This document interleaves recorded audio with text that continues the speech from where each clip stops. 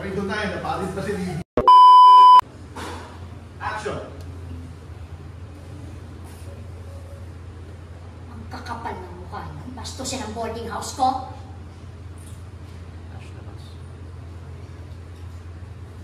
Sobrang bilis po talaga ng pangyayari. Sa totoo lang po kay Sabrina po talaga galing yung idea na magpaseksi. Ah, so kasalanan pa ng pamangkin ko. Sino nagbigay sa inyo, ha? Ng permiso para magbenta ng sabon dito?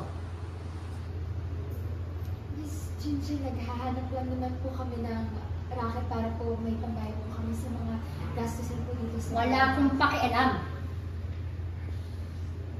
Puro kayo palusot? Bakit? May permit ba kayo? Nagbabayad ba kayo ng tax?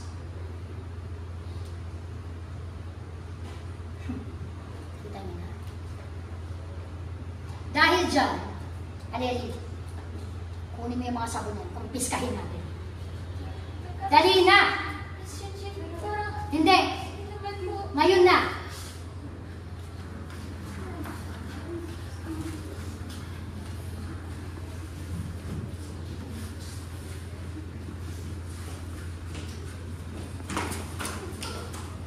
So ito na yun, napalit pa si Lily. Napapit siya.